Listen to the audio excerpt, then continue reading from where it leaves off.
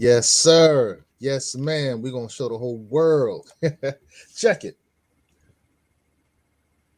Alec Baldwin and the brother Jonathan Majors have had a very, very different experience in the court of public opinion, in the court of, I don't know what to call it, man, corporate opinion. Let's go with that.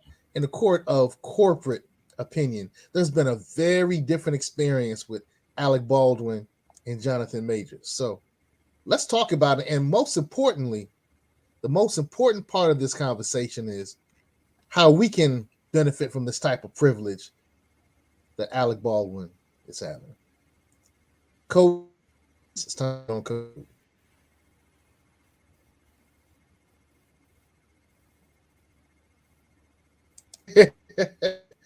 Didn't happen. All right, welcome to Get On Code, the Fly Guy Show, which is a series of melanated conversations focused on empowerment, health, wealth, and knowledge of self. People think in binary choices because they are conditioned to. And on the wall was a picture of a wolf and a lion. I think the wolf was the Democratic Party, the lion was the Republicans. But the drug trade and all these illegal stuff that people do, that's still economics. It's just that they couldn't do it in a traditional system. We're talking about melanated wealth. So we can build wealth, but we just, for some reason, don't seem to be able to transfer it. You had a great experience. Fine. That means nothing. What were you told as a child about education? You had to be how many times better? Every impression without an expression becomes depression.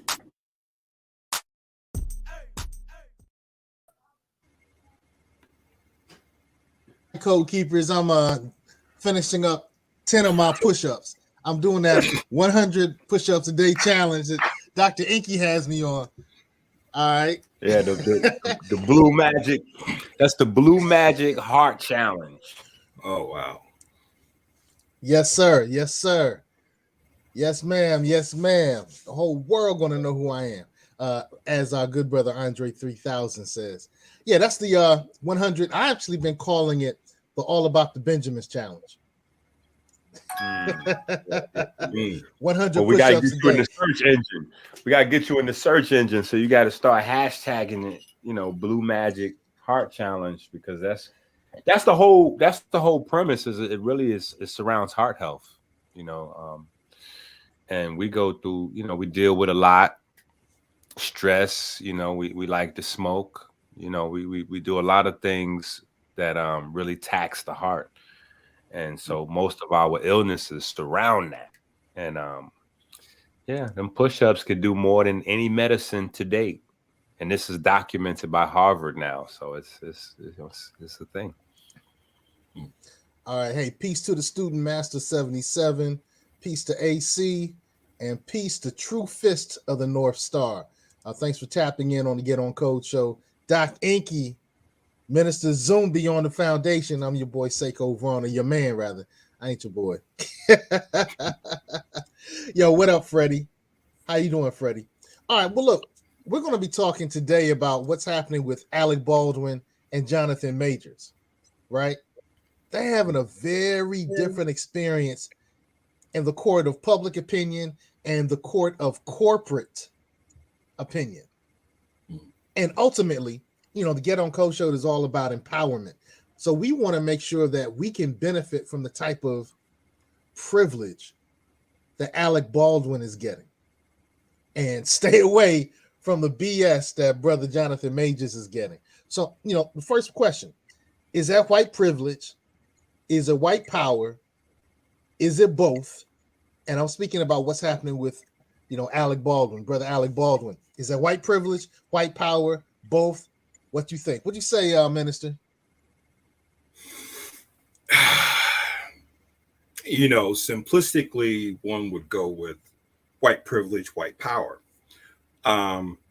Having followed what happened with Alec Baldwin, it's not so simple, because for those of you who may remember, the situation with Alec Baldwin is very similar to what happened to Bruce Lee's son, Brandon, on the set. where mysteriously you had a live gun show up, getting past security, and all of a sudden it's used in a scene and it kills a member of the ensemble. Okay. So I don't know if we can just simplistically say it's white privilege per se. I know he was ultimately acquitted, if I'm not mistaken. And I don't even think he was arrested or did any jail time for the situation. In the case of Jonathan Majors, now, the first time I've ever heard of this brother was Creed 3. Okay. Afterwards, he was front page, Ebony magazine, dressed in pink. Okay. In what I would call a very less than masculine pose. And then all of a sudden, the alleged situation that took place in Times Square with, I'm assuming, his significant other. Okay. And the fallout from that, where it's like everybody has basically left him for dead. His PR team, his management team, et cetera, so forth. And, you know, it was something interesting in an interview that Eddie Griffin once said, is that African men who come into the arena of,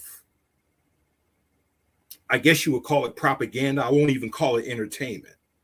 But when you go into that propaganda arena as an African man, rarely do you leave on your own terms. Okay. And my question is, what do they have on you to the point to where they can destroy you in a moment's notice? That's a good question. That's a good question. So you're saying it's not just white privilege, there's some other stuff happening behind the scenes that we have to really kind of configure. So the question, okay. Yeah. Yeah, so I won't make it simplistic because, you know, there's other dynamics at play. So we want to make sure that, you know, we put those into the record. Got you. What do you think, Enqi, man? White privilege, white power, both, a whole lot of other stuff. What do you think, bro? I'm gonna simplify and complicate things at the same time. I'm gonna definitely agree with what Minister's saying, but I'm gonna also add in, you know, any of the machinations of business that goes on in America are gonna have some degree of white power draped around or mixed into the goings ons. And the reason I say that is because we're always 99% of us are always starting from the beginning. We're starting from the beginning, no contacts, no money reserves, no network, at least not the network that that can open the doors for us and hold the doors open that we need. And so those are the things that, coupled with our vices and those are the things that, coupled with our vices and the ability to satiate those vices and those wants and desires at the snap of a finger, later on become, you know, the heaven becomes hell. It's not two different places. Heaven and hell are the same place, just a different perspective. So when you're coming out of poverty and you don't have anything and you're longing for lots of things, through your work and your dedication and you know, owning your craft, or honing your craft rather, you get to a space where you have a value intrinsically. And that value allows you to now be around people that can take care of some issues for you just like that. whether those are family issues, like we saw in the BMF show. One of the young gentlemen, his mom was in the hospital, so the police were able to work him by saying, hey, we can get your mom out of this hospital and put her into a better hospital. Or, these are all a part of the ways that strings get pulled. And so when you get these things and you agree to these things, and you start having $70 breakfasts and $25 coffees, you work yourself into a space, and you just don't realize that that space is, it's a fishbowl. So, whereas maybe Alec Baldwin, somebody who's, second, third generation, his family's plugged in, and they may have some money reserves and some other things. If something comes along that they don't like, they can say, nah, I'm not interested, or, and they can back up, and they can take whatever blowback comes from the scenario where, we got the houses made of sticks. We haven't got the houses made of bricks yet.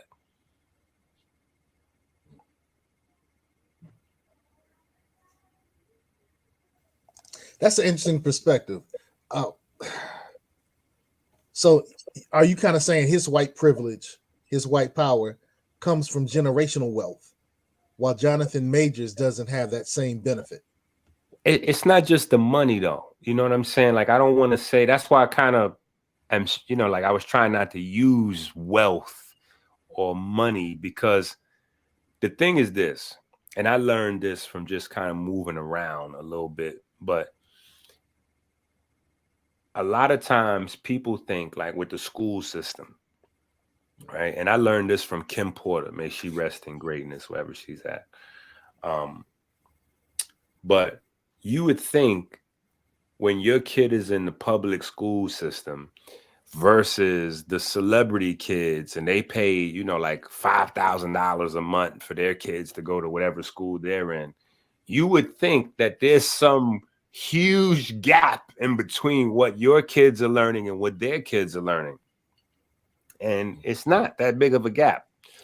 The difference is the people that you meet, the people the relationships you form. The relationships can always get you more money, but money cannot always get you relationships. Relationships is the real value on earth. It's not paper money, gold bars, cattle, digital crypto. Like, none of those things will ever be as valuable as humans, people, relationships. And, our morals are what couple us together, because, you can go to a new job or a new school, and if you pull out, some beer or some liquor, you're going to have friends immediately. Or if you ever been to a new job and you bust open, you start pounding the pack of Newports, immediately people going to introduce themselves to you because they want to smoke some cigarettes with you. Like, we bind around vices very quickly. You know what I'm saying? Or the absence of morals, which is still morals. But that's how we group ourselves off. And those relationships, for better or for worse, are what determines your future more than anything else. Now, that's an interesting perspective, because I deal strictly with empowerment. So you're saying kind of, I'm not going to restate it because you stated it so well, but I think that's a really good empowerment filter. That's a way of filtering what's happening, the difference between what's happening with brother Alec and what's happening with brother Jonathan. Yeah. Jonathan may not be as tapped in as Alec is right now. No. Alec, I think isn't his whole family into the Hollywood scene? Yeah, because I know he's got two brothers. The youngest one is Stephen Baldwin. I remember him when he was in the movie Posse. Back in the early 90s. Yeah. Okay. And then I think there's an older brother. I can't think of his name. So it's kind of like you've got a family that has been in the acting business, just like Kirk Douglas, and then you see his son, Michael Douglas. Or you take Francis Ford Coppola, you take his sister, Talia Shire, who was in the Godfather trilogy and the Rocky franchise, and then Coppola's nephew, Nicolas Cage, really Nicolas Coppola. And the reason why Nicolas Cage went from Coppola to Cage is because he didn't want to carry that nepotism stigma. Okay. And what you were talking about earlier, Brother Enqi, where your network is your net worth. Okay. Francis Ford Coppola served as a mentor to two of Hollywood's most powerful directors / producers who were actually boys at USC Film School. And I'm talking about Steven Spielberg and George Lucas. So when you talk about building that network, I'll put it this way. Who would you rather have? Would you rather have 1 million people following you on your social media, or would you have 10 members of the Forbes 400 in your Rolodex? 10 members of the Forbes in my Rolodex. Okay, so it's not just the network, it's the value of the network on top of that. Absolutely. Yeah. It's definitely who are the people, who are the relationships. That definitely determines the value and what it is that you're trying to do in life. You know what I'm saying? Because you might know some folks with a few dollars, or they might be plugged in somewhere, but that might not be somewhere you trying to be involved in. You know, so if you plugged in, you know, you want specific doors to open up in your life, you need people in that sphere of influence.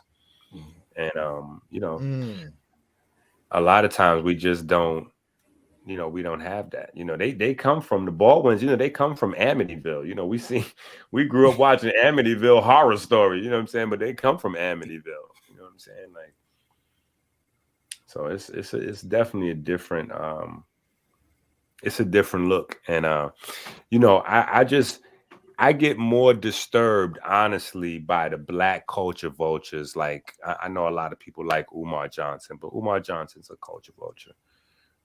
Because as soon as the brother jumped, wait. I want to let that marinate for a second. You said Brother Umar, Dr. Umar is a culture vulture. Absolutely. Black people are the worst Black culture vultures. Absolutely. Yeah. Beyond a shadow. Do tell, bro. Because what John Majors is going through has nothing to do with him having a white girl or not. Like that's just something that can catapult Umar into people's conversations for the next 15 to 20 minutes. So, you know, he put all these memes out about Jonathan Majors getting snow bunnied. Like, that's the most ridiculous. That has very little to do with what's going on with Jonathan Majors. What's going on with Jonathan Majors is obvious. We've seen it 1,000 times already. You got yourself into a situation by playing ball with a very specific group of individuals, and you got yourself a few dollars. You done been in a couple of blockbusters, and now you feel like your legs is big enough to stand on, and you know, they offering you to do things, and you're like, nah, I think I'll pass on that. No, I'm good on that. And they're like, wait, what? That's not how this go, champ. You getting ready to do this and this, or we getting ready to take from you what you think is making you strong enough to tell us no. And that includes the white girls.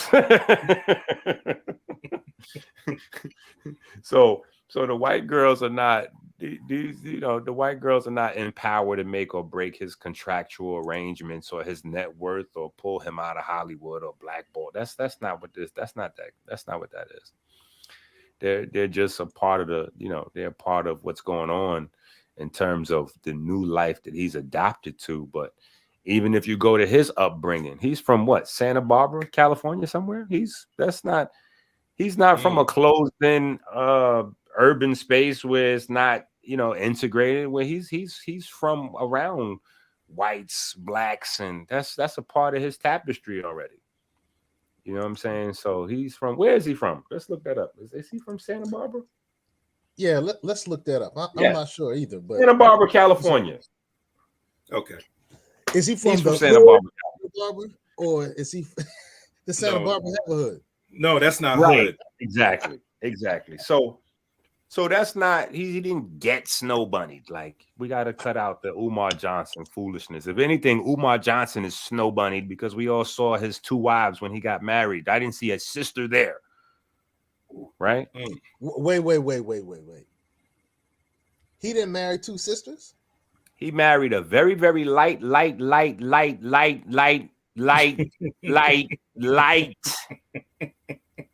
sister. Right, which by the African rules she would fail. Okay.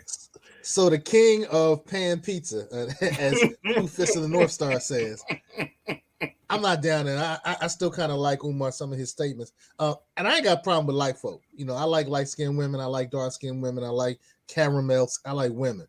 I like all women. Yeah, I like. Yeah. I like sisters. My thing is just if you pump your chest and you're creating a narrative, you got to be able to stick to at least your own narrative. You're not supposed to pop up with no sisters no lighter than me. If you hold on, is that coloristically possible, bro? Yes. If you listen to his rhetoric with his wide array of dashikis that he's bringing back from the 70s, if you listen to that rhetoric, you know that's what he's supposed to have. He's supposed to have a bunch of beautiful dark-skinned women. You know what I'm saying? And if that's not the case, then you got to let that go, champ. You got to stop using that to drum up media and likes and views for yourself. You got to find a new way to tap in. You know, you got to find a new way to tap into the crowd. But I think there's another thing I want to add into the equation.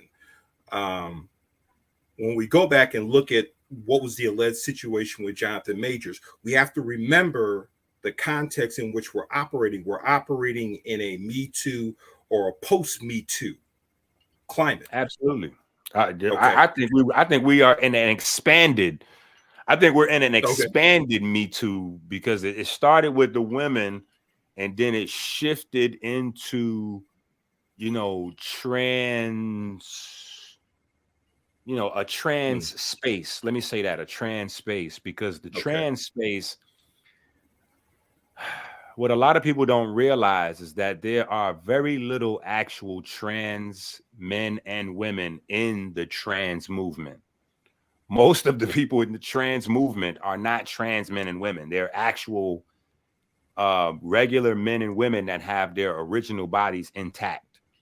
Like I was just watching a conversation, viral conversation. Shout out to Kendra G.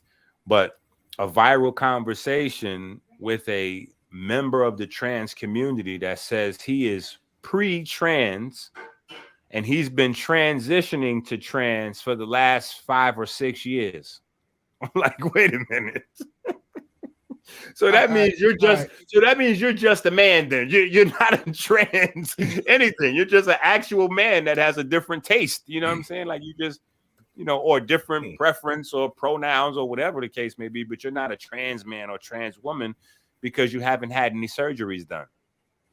So I want to take it back to Umar. I'm looking at the picture of Umar and these 2 sisters that reportedly, one of our commenters said that was theatrics.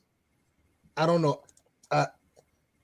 Those are theatrics. I don't know if he got married or not. Well, here's the thing.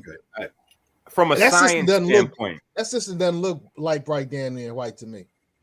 From a science, come on now. From a science standpoint, we can see the hair on the chocolate sister, if we want to call her. That's she can represent chocolate. But we see the other sister there is. I don't know, like my mama. Mixed at best. My mama wouldn't. Right? Okay. All right.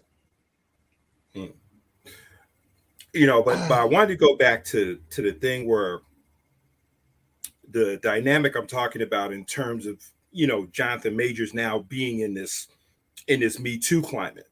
Okay. So if we weren't in this Me Too climate, would Jonathan Majors be catching the type of hell that he's catching now? Because you got to remember, look who's in Hollywood, look who's dictating policy in Hollywood, and look what I guess you would say, for lack of a better term, agendas are going on in Hollywood. I mean, when was the last time you ever heard of your PR and your management team dropping you like a bad habit? I mean, I'll be honest, the same thing happens in the black media universe. You got a lot of people in the black media universe that are into deviant sexual behavior. They're into the same sort of, forced sex, drug sex, child sex, pedophile. They're into a lot of that kind of stuff.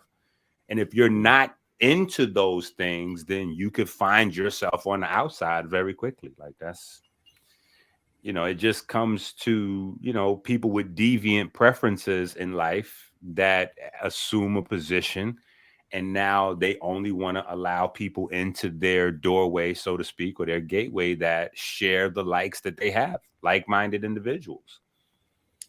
So, you've got a long-standing history in Hollywood of deviant sexual behavior, but it's everywhere now.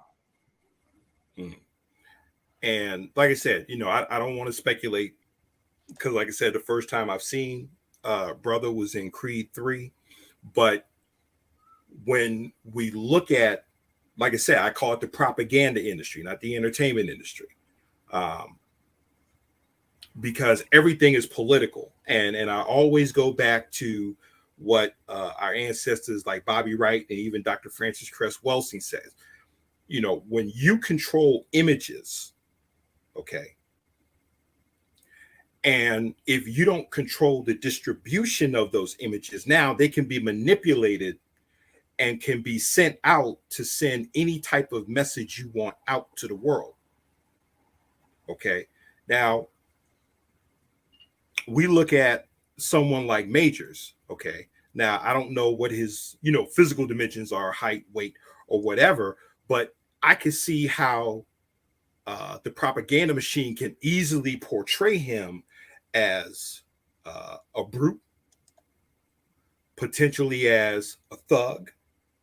But you need to, but for someone who has a kind of a Jack Johnson persona, which Majors kind of portrayed in the movie, what do you do? I was hearing something in the Jim Brown documentary. They interviewed Raquel Welch, and she said something intriguing about what is an actor and what is an actress. She said an actor is something a little less than a man. An actress is something a little more than a woman. And she was talking about, being on the set with Burt Reynolds and Jim Brown. And she says that in working with Jim Brown, there wasn't any ounce of femininity in him. He was just pure man. Okay. So when we talk about images, let's look at how each of these men have been portrayed, the visuals. Like everybody's looking at Alec Baldwin as this, I guess you would say, victim, someone who is being empathized with. Whereas you see someone like a Jonathan Majors, how is he being portrayed? What are the images that are being portrayed about Jonathan Majors to where he's guilty before we even get into a court of law? Okay. So that's why I said, that's why I say I don't call it entertainment. I call it the propaganda industry. Because what are you propagating? I do think that it's okay. The chat is going crazy. They're having their own conversations.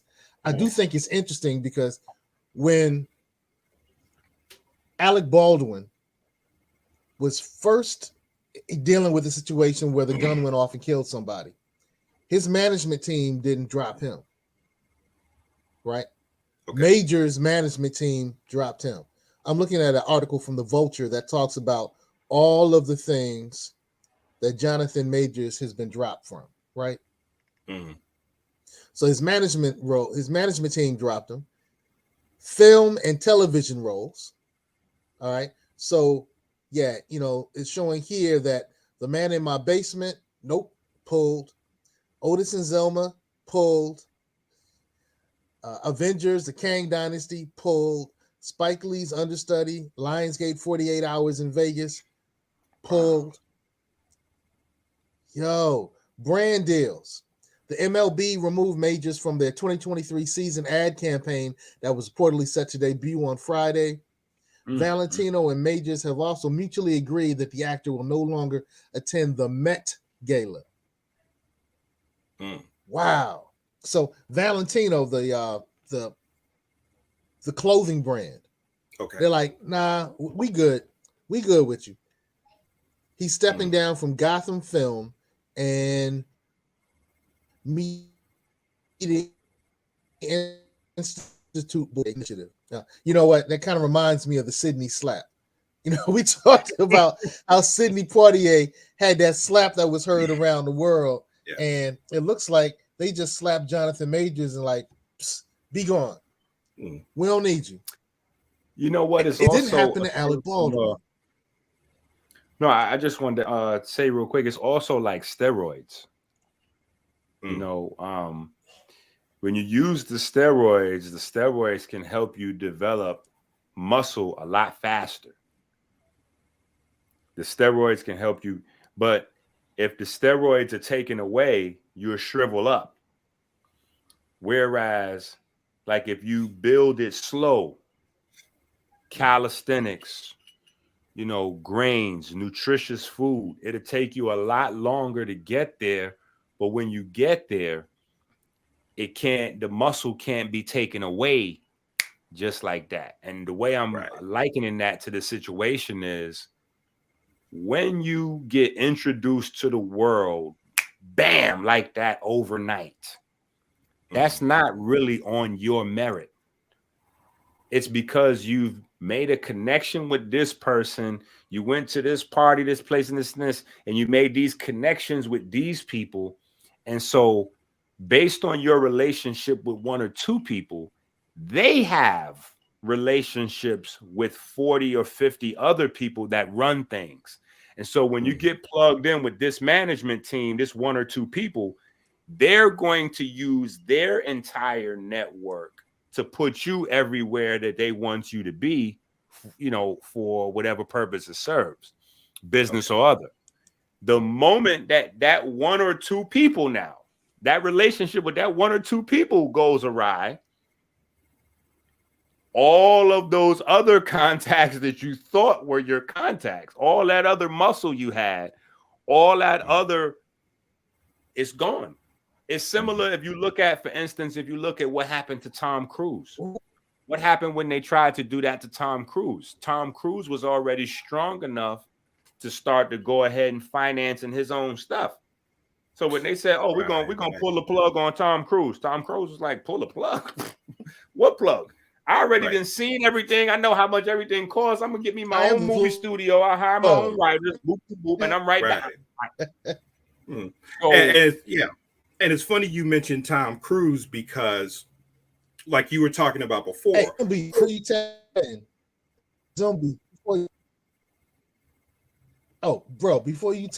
I want to shout out to M Group push-ups in 40 seconds. We have people chat doing their 100 push-ups. I'm doing my 80 more, but salute to them. But you were saying about Tom Cruise, Zumbi. What were you saying? Okay, there are a couple of dynamics that people may not know with Tom Cruise. What Cruise did is Cruise was ahead of the curve where he basically created his own company. Okay. His business partner was Paula Wagner. So they created Cruise Wagner Incorporated.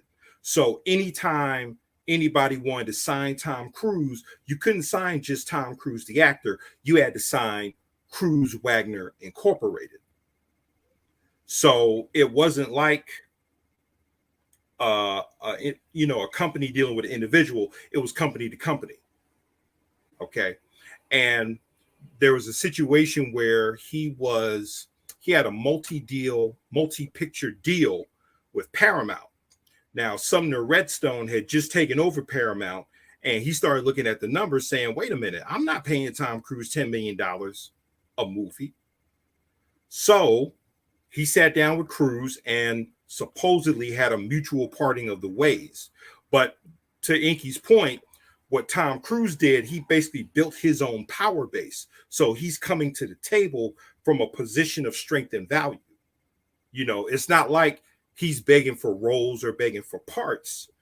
He can be selective because he created his own power base. And that power base is Cruise Wagner Incorporated.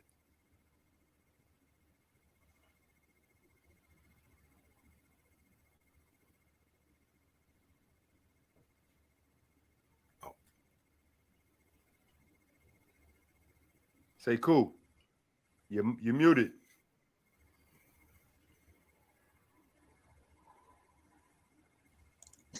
About that. Hey, look.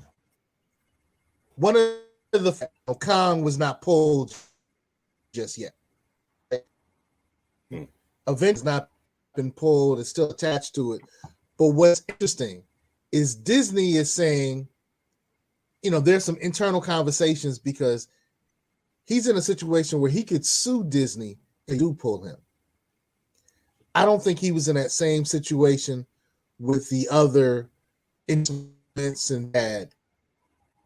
But Disney, he could sue them because he signed a $12 deal with them.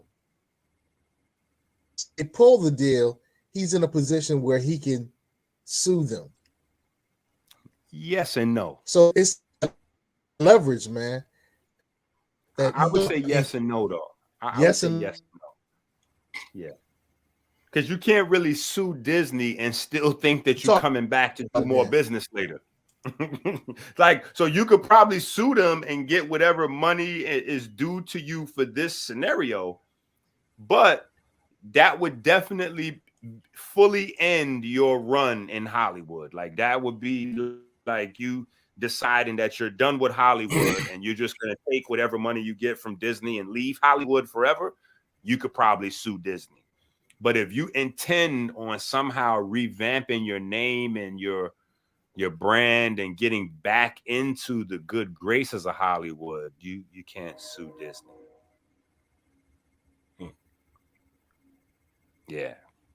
You'd be adding more powerful enemies to your blackballing situation.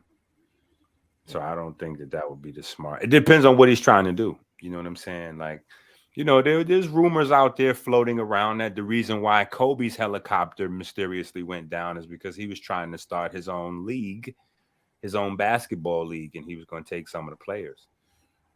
So there's a lot of conversations floating around out there about, people trying to do their own thing or, and not necessarily working out the way it was planned, so strategy is what you're trying to do. You know what I'm saying? But you got to realize that these relationships are, they have to end the way they begin. So you can't do things that you're uncomfortable with, and then think later on that those things are going to stop once you start getting into a position. You got to know that whatever it is that you allowed or you did or you took part in or you looked the other way of in order to get in the door, you're going to have to do more of that to stay in the room. You know what I'm saying? Whatever you did to get in the door, you're going to need to do a lot more of that to stay in that room. So, yeah. And trust me, sex with a white woman is not one of those things. for the Umar followers. That is not initiation into the Illuminati by getting a white girlfriend. Like that's not a thing. You don't, it's not a sacrifice if you enjoy what it is that you're doing. That's like saying, homosexual sex is the way to get into the Illuminati. Well, if that was the case, what would be the sacrifice for somebody who is a homosexual person? Right? The whole idea of having something to blackmail someone with is something that they're embarrassed of, something they're ashamed of, not something they enjoy and would do for free. You know what I'm saying? So yeah, we gotta, you know, it's bigger than what we think. You know what I'm saying? It's bigger than what's in movies. We can't think that the people who are pulling the strings are putting out movies on themselves to reveal how they pull the strings like that. Yeah, that's not how that works. You know. All right. Well, let's bring this to a wrap. Let's bring this to a wrap. The strategies that we can employ so that we can benefit the type of privilege that enjoys. You mentioned earlier, you know, your network is your net worth and your safety system. You also mentioned connections. What are some other things that you and I and we, theWE, can do so we can have that same level of safety when we have, you know, everybody's going to have problems, but what can we do to make sure that we can handle it? Here's how I would approach it. Okay. Erykah Badu said something very interesting. She says, if you enter into this industry, and this, in her case, it was music, if you don't have a true knowledge of self, you will get thrown to the wolves. Okay. So you have to know exactly who you are. What are your non-negotiables? What are your boundaries? Because a lot of times we walk into situations totally clueless as to who we are, and then we get turned inside out and upside down and not realizing which way is up. Okay. There's a thing I came up with last week. It's what I call CHIPS. And CHIPS stands for character, honor, integrity, principle, and sanity. Okay. If you don't have a strong sense of CHIPS, then anybody can manipulate you to do anything and be anything because you just want to get on so bad. So we have to really have a strong Bushido, for lack of a better term, because if you don't have that, if your moral compass is either off or non-existent, it's lights out. I definitely agree with that. And then I would say probably, you know, parenting. We got to instill, you know, old school parenting. We got to instill certain values in our children, so that if they wind up getting a few dollars when they get older, that money can circle back around to the community instead of being separated. And, you know, if we look at, for instance, here's an example that a lot of people will be familiar with. The final season of Snowfall just ended. The final show just ended.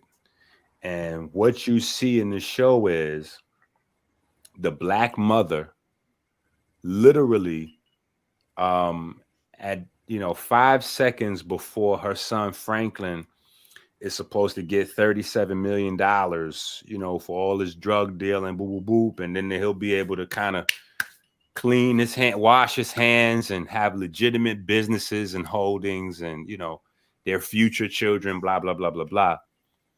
The mother, black woman, darker than me, shoots the guy and stops the money transfer and talks about how ashamed of him she was. And then in the next few scenes, you see her talking to Franklin's best friend, Leon. Now, Leon is a active crack dealer in the projects. And his mother's and Franklin's mother talk about how proud of Leon she is and blah, blah, blah. And I'm saying to myself, that right there is the thing. That's the thing. If we can change that. When you look at other groups of people, white, yellow, red, even black folks that just aren't American, their families are hardwired to sacrifice their life, their livelihood, or their freedom so that somebody else in the family can make it and become successful. We have it hardwired into our brain that we will sacrifice our life, livelihood, or freedom to stop a friend or a family member from making it to the next level. That is the thing. That is the internal mind bug that we have. And if we can get around that, if we can somehow reformat that,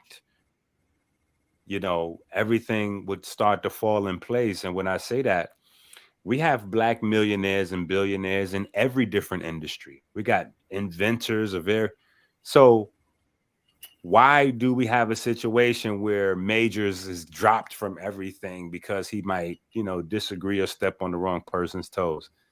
Because we don't have any system for him to fall back on. It's the same reason why some young folks coming up would say, oh, I don't want to be a community leader. The community leaders get killed. And after they get killed, nobody steps up to take over their responsibilities, to make sure their families are good, their kids are good, this, that, and the other. Like, no, why would I want to be a leader of the community? That's a burden that, we gotta make it. We gotta make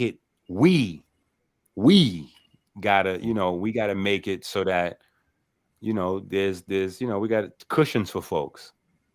We got to have cushions for folks, and we got to have plan B, C, and D for folks.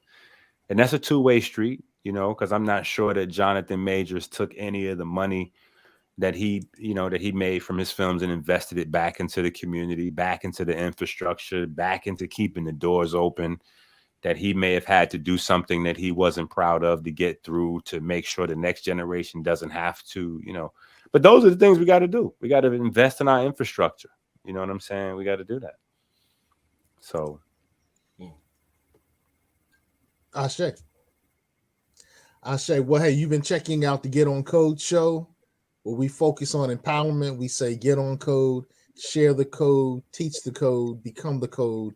Our code is empowerment. And there was some empowerment jewels that Dr. Enqi and Minister Zumbi dropped today. I actually decided I'm just going to stay out of this and let y'all drop. And y'all were dropping it. So, code keepers, hopefully you picked it. Oh, you say it was on Minister today. All right. I was just throwing assist. He was I see what LeBron did with that reverse dunk LeBron did last night. Last night was crazy. I woke up like I had a hangover from watching the Lakers and Tank at the same time. It was crazy. Oh wow. Yeah.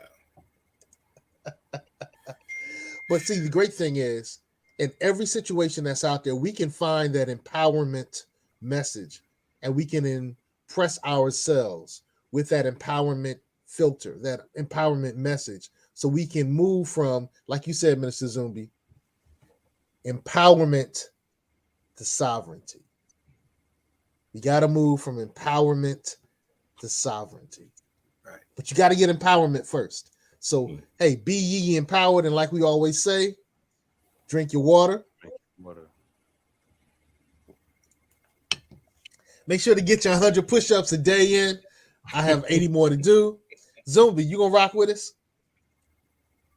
I just had my shoulder MRI, and I'm waiting for the results to come back. Well, you know that you can do standing wall push-ups. We take them all. Oh, we can do it? Okay.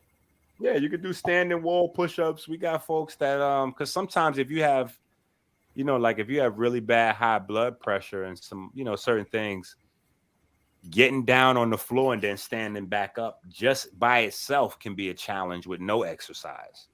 And so we folks can do standing wall push-ups. We don't judge form. We don't judge, full range of motion, none of that.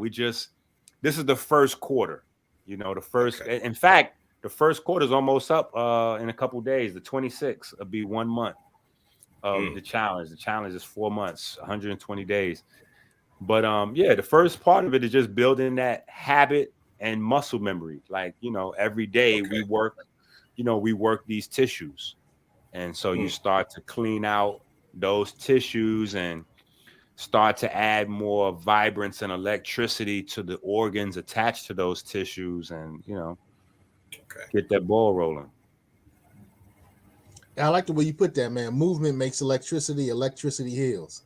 And I kind of oversimplified some of the things that I've learned from you.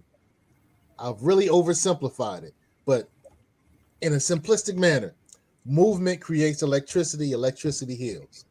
So that works. At a different conversation, we're going to let you go a little deeper on that. It's forthcoming. Hey, you've been checking out Get On Code.